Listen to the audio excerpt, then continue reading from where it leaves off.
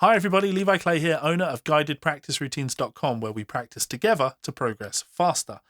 In today's routine, we are going to be looking at extended arpeggios over a dominant 7 chord. So rather than thinking linear, rather than thinking scales, we're going to go 1, 3, 5, 7, 9, 11, 13, all those upper structure things. And we're going to really explore the way those things sound and practice applying those in different fingerings or different positions on the fretboard. Now, if this sounds appealing to you and want to delve deeper into this, we are running a special 30-day free trial offer for our anniversary at guidedpracticeroutines.com. Check out the link in the description. Get access to over 200 hours. Yes, 200 hours of practice routines, lessons, courses, transcriptions, and a whole bunch more. I'm sure you will enjoy it. Right, let's jump on over to the guitar and I'll walk you through this lesson. So like I said, we're playing over a G7 chord for this entire routine. And I'm trying to think, I think of scales as being like flattened out harmony. When I play a G7 chord or a G13, that's a scale played in vertical form. I'm taking the notes 1, 3, 5, 7, 9, 11. I'm just, rather than thinking 1, 2, 3, 4, 5, 6, 7, which is a linear, I'm trying to play things vertically. 1, 3, 5, 7, 9, 11, 13. It adds a lot of verticality to my playing. I think makes things sound a little bit more interesting, but it's something that can really be practiced. So if we have a G7 chord, we want to ask ourselves, how do I play 1, 3, 5 and flat 7 over this? Because that's diatonic, right? We call this a 1 to 7 arpeggio. 1, 3, 5 and 7. So over a G7, I'll play, in fact, let me lay down a loop.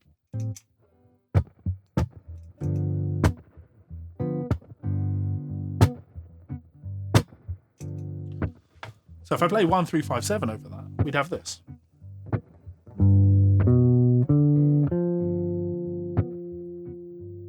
One, 3, 5, flat 7. And that's easy. We can just learn the way that sounds. Da, ba, ba. But I don't have to play 1, 3, 5, 7. If I started on 3, I could play 3, 5, 7. 3, 5, 7, 9. 3, 5, 7, 9, or 2. That's colour, right? Ba da ba ba. Do ba bo ba. 1, 3, 5, 7. Bo da bo ba. Da ba ba ba. Bo da bo ba. Ba bo da ba. Bo da ba ba bo da da da da da da da da da ba da da da ba da da da da da da da boom bum bum ba bo da ba ba. That 9 is colour, so we call that a 3 to 9 arpeggio because I'm playing the 3, 5, 7 and the 9 of the chord. But we can do that, progressively starting on any note in the chord. If I start on the 5 of the chord, I can play ba ba ba ba. 5, 7, 9, 11. Ba ba ba ba ya. Ba do da da da. Do da da da. So when I end on that 11, da da da. It's like a sus sound. It's kind of cool. I want to resolve that. Ba da da da da da. Ba da da da da. But still melodically. Bo do ba ba ya da da. Ba da da da da da da.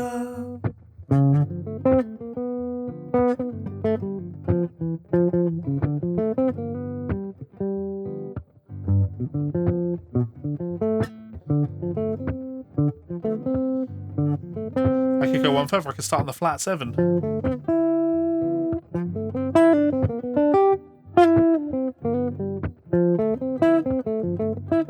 Now this is really far away from the sound of a chord because I'm playing the flat 7, the 9, the 11 and the 13. So I'm getting like all these notes that aren't in the chord, but they're colourful. So I can use it as tension, colour, bring it home.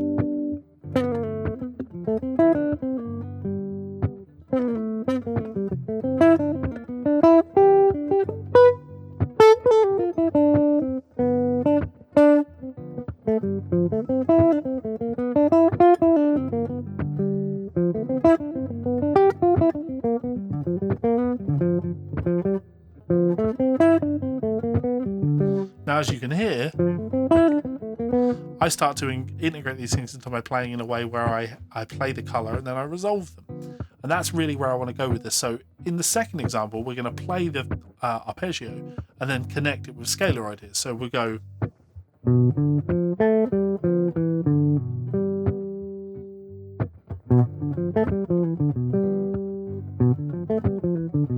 That's my 3 to 9.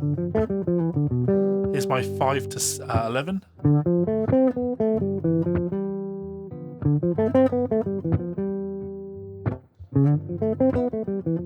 So I play up my arpeggio and then scale to end on my G.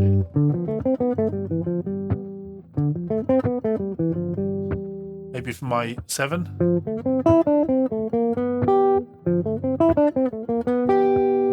And then for my root,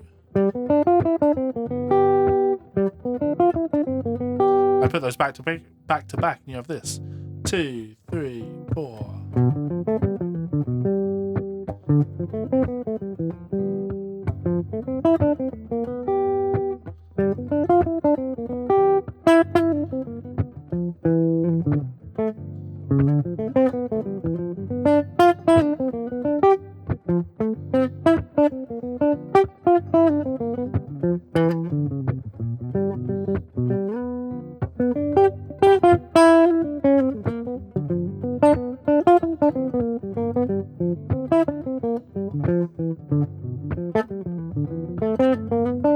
So I'm playing all this vocabulary now, and it's starting to sound like very beboppy because it's a big Charlie Parker type thing. So that'll be our first, second exercise. Then I want to make things a little bit more organised. So in our third example, we're just going to ascend.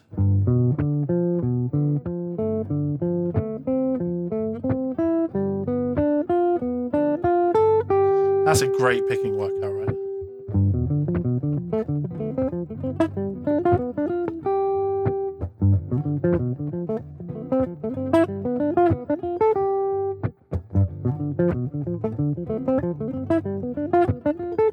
That's really good. And like I said, we're breaking it up. So we start 1 through 7, then 3, 5, 7, 9, then 5, 7, 9, 11, then 7, 9, 11, 13, and then 1, 3, 5, 7 again, 3, 5, 7, 9, resolve on the root note. Second time through, we're going to go all the way through. So we'll go 1, 3, 5, 7, 9, 11, 13, all the way up to that root note. And then I'll come down my scale.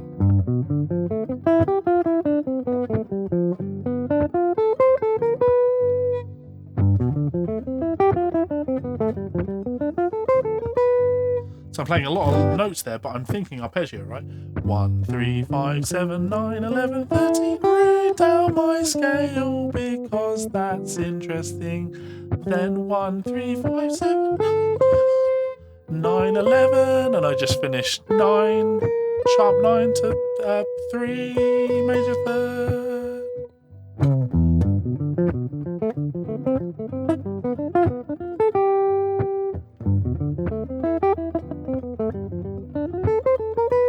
And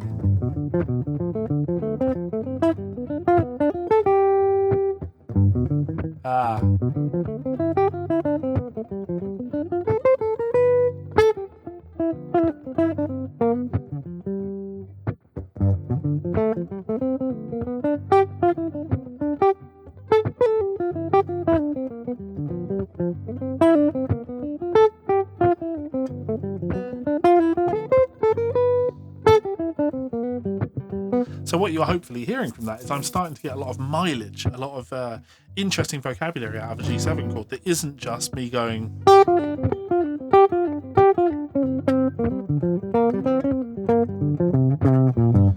blues scale stuff. I'm able to actually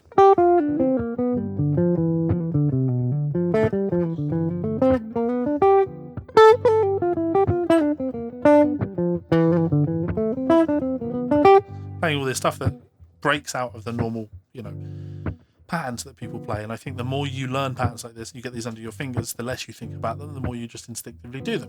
Case in point. So if we then take this idea and we move it up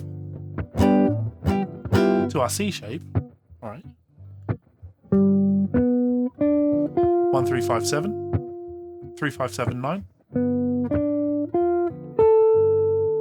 5, 7, 9, 11.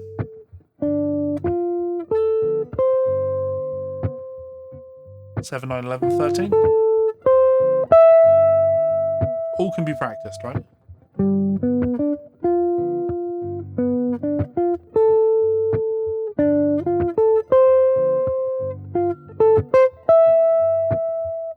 Or we put them back to back.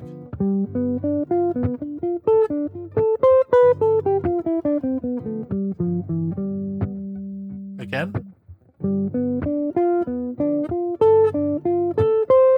Down my scale.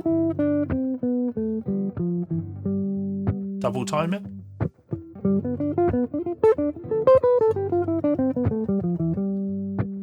Or full extended.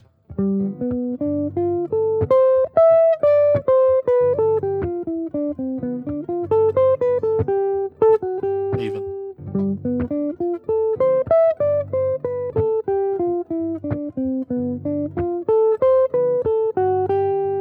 So I'm going up. 1, 3, 5, 7, 9, 11, 13. Then I come down my scale. Then 3, 5, 7, 9, 11. Then I come down my scale. Chromatic approach to end on the root note. So.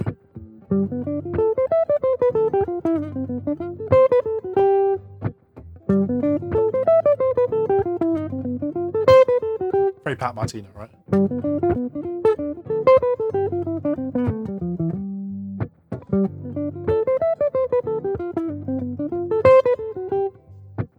So it's all just vocabulary around that G7. It's extended arpeggios, but it ends up still just sounding like the G7 chord.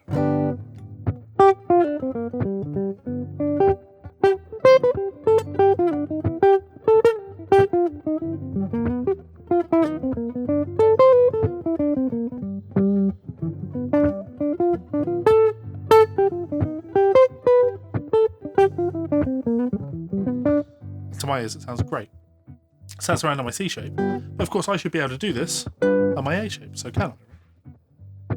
1, 3, 5, 7. 3, 5, 7, 9. 5, 7, 9, 11.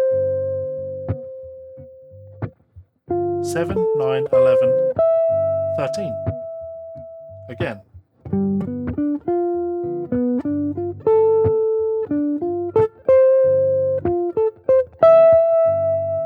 Put those back to back though.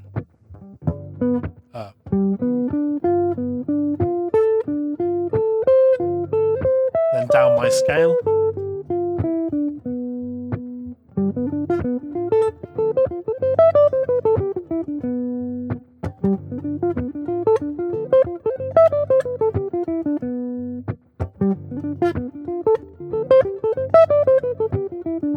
Or the full extended arpeggio.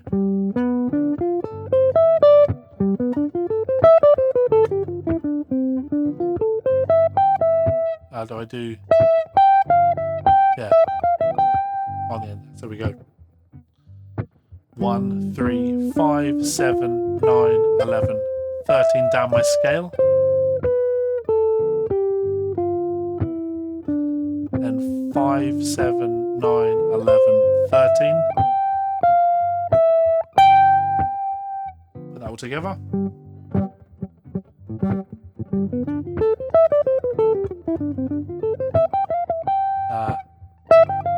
Even.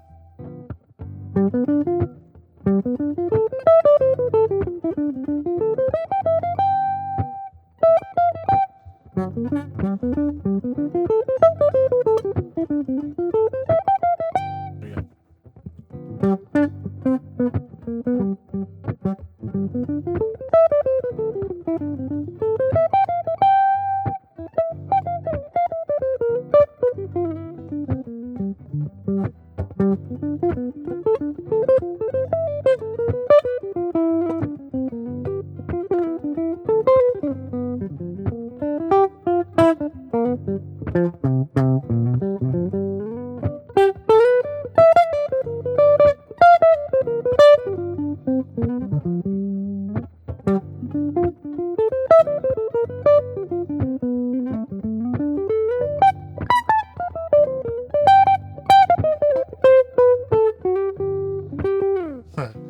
course, I could play around that all day because I have a lot of fun with this as an idea. It's how I derive a lot of my kind of line-based vocabulary. It's like knowledge of arpeggios and application of those things. To me, I think when you listen to me play like this versus listening to me playing with distortion on a Frank Gambale guitar, I'm much more comfortable in this space because this is a big part of my musical DNA, whereas a lot of that stuff is, I still have to think a lot about the technical side of things, whereas this, following logical musical ideas, and my brain really likes that. So, big routine there. Let's play it together in its entirety. Sounds like this.